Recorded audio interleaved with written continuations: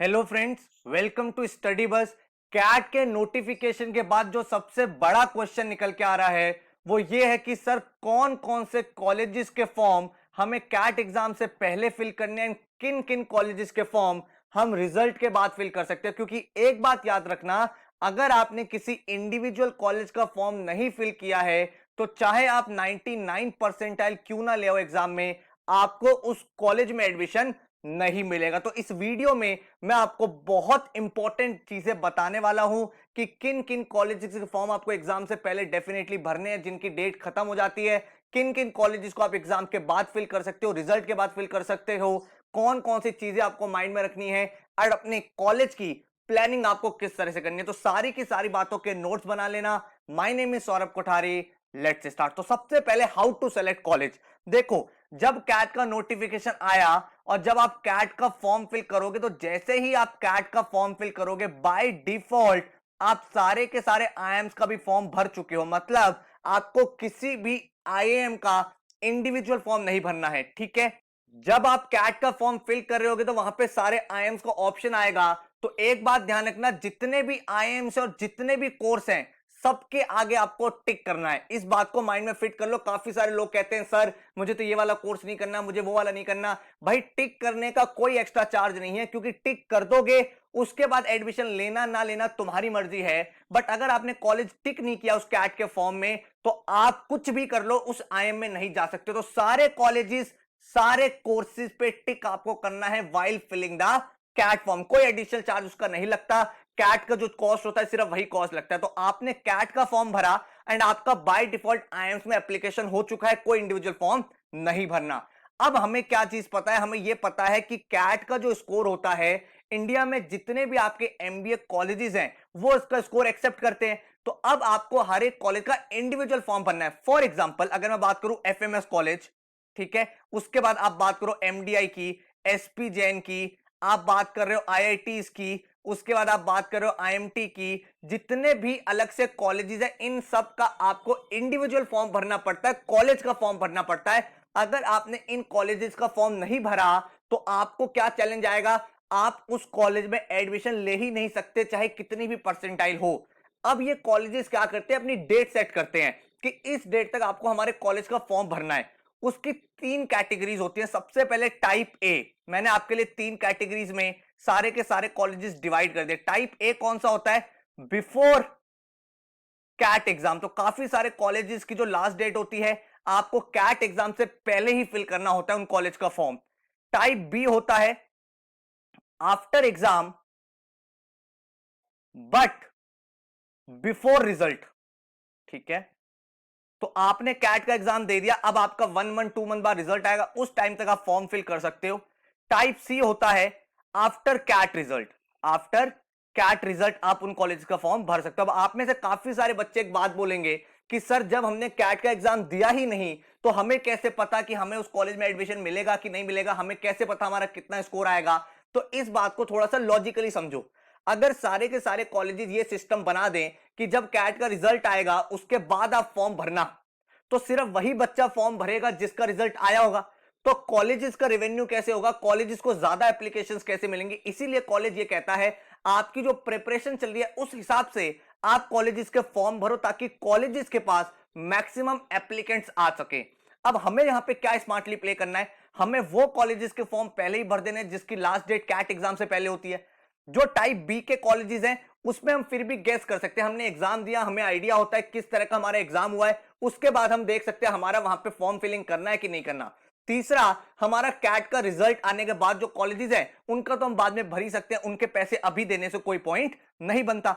अब यहां पे जो चीजें समझनी है वो क्या है, हम अपने कॉलेजेस की प्लानिंग कैसे करें, कॉलेज प्लानिंग कैसे करें। तो एक चीज जो गलती करते हैं उसके बाद काफी स्टूडेंट स्ट्रगल फेस करते हैं, जो मैं आपको यहां पे टिप बता रहा हूं उसके बाद आपका कोई भी एरर नहीं होगा, 1% भी गलती नहीं होगी। हम लोग क्या करेंगे, 95 से 100 परसेंटाइल वाले 2 से 3 कॉलेज फिल करेंगे, 90 से 95 वाले हम 2 से 3 कॉलेज फिल करेंगे, हम 85 से 90 वाले 2 से 3 कॉलेज फिल करेंगे, हम 80 से 85 वाले 2 से 3 कॉलेज फिल करेंगे, एंड देन 75 से 80 वाले हम 2 से 3 कॉलेज फिल करेंगे।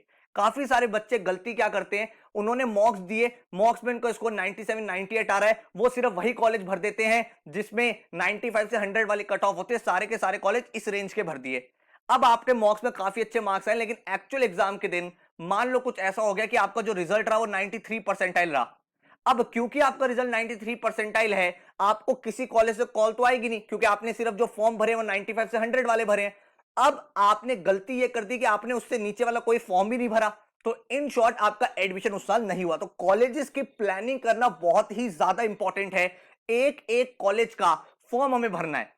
एक चीज जो आपको यहां पे समझनी है, जो मेरे साथ बहुत इंपॉर्टेंट है, उस चीज को ऐसे समझो कि अपने स्टार्टिंग के कॉलेजेस की लिस्ट कैसे बनाओगे। आप जब मॉक्स देने स्टार्ट करोगे, जो सिंसियरली अपना सिलेबस खत्म करने के बाद मॉक्स दोगे, उसमें 10 मॉक्स का एवरेज स्कोर निकाल लेना, 10 मॉक्स का एवरेज परसेंटाइल निकाल लेना। उस परसेंटाइल में अप्रोक्सीमेट आप प्लस कर देना 10 to 15 परसेंटाइल, उतना आपका एक अप्रोक्सीमेशन आइडिया लग जाएगा कि इसके आसपास के कॉलेजेस हम भर सकते हैं। ये तो हमारे दिमाग में आइडिया रहा। अब आप एक बात ध्यान रखना, जितने भी कॉलेजेस के फॉर्म आ रहे हैं उनकी लास्ट डेट आपको पता होनी चाहिए, क्योंकि एक बार कॉलेज की डेट चली गई फॉर्म फिलिंग की, उसके बाद वो कॉलेज आपकी एमबीए लिस्ट से आउट हो गया अगर आपने मिस कर दिया। तो बहुत ज्यादा इंपॉर्टेंट है, एक एक कॉलेज की आपको डेट पता होनी चाहिए, जो भी कॉलेज एमबीए के हैं जो आप टारगेट कर रहे हो, क्योंकि सबका हमें फॉर्म भरना है। ठीक है, तो इसके लिए भाई आपको एक अलर्ट दे रहा हूं, बहुत इंपॉर्टेंट अलर्ट है। इस समय चैनल को सब्सक्राइब कर लेना एंड बेल आइकन को प्रेस कर देना, क्योंकि जैसे जैसे अब एक एक करके सारे कॉलेजेस अपना नोटिफिकेशन रिलीज करेंगे, मैं आपको उसकी वीडियोस बना के देता रहूंगा, उसकी इंपॉर्टेंट डेट्स की वीडियो आपको देता रहूंगा, ताकि आपका जो फोकस आपकी प्रिपरेशन पे रहे एंड कोई भी फॉर्म आपका मिस ना हो। साथ में क्योंकि कोविड की सिचुएशन भी ट्रैक हो रही है, तो कुछ डेट्स ऊपर नीचे हो सकती है, कुछ कॉलेजेस मेजर चेंजेस कर सकते हैं एडमिशन प्रोसेस में, तो इस समय आप एक भी वीडियो मिस करना अफोर्ड नहीं कर सकते। तो भाई आपको अलर्ट है कि चैनल को जरूर सब्सक्राइब कर ले, ताकि आपका कोई भी कॉलेज गलती से भी मिस ना हो जाए। अब मैं बात कर रहा हूं अपने, जो मैंने 3 टाइप्स बताए। जो आपका टाइप ए है, जैसे बिफोर द कैट एग्जाम, मतलब जो कैट एग्जाम की डेट है उससे पहले पहले उन कॉलेजेस का फॉर्म फिनिश हो जाता है, मतलब वो आपको पहले ही भरने हैं। तो ऐसे एग्जांपल कौन से, जैसे अगर आप बात करोगे एमडीआई गुड़गांव की, तो एमडीआई गुड़गांव आपको कहता है भाई आप अगर कैट का एग्जाम प्लान भी कर रहे हो ना, तो भी हमारा फॉर्म पहले भरो, कैट एग्जाम से पहले हमारी लास्ट डेट होती है। इसी तरह से अगर आप देखोगे एफएमएस, एफएमएस कॉलेज भी यही कहता है कि आपको कैट एग्जाम से पहले ही हमारा फॉर्म भर देना है अगर आप एडमिशन लेना चाहते हो। उसके बाद जब रिजल्ट आएगा, अगर आपका हमारी कट ऑफ को मैच होगा तो एडमिशन मिल जाएगा, नहीं होगा तो नहीं मिलेगा।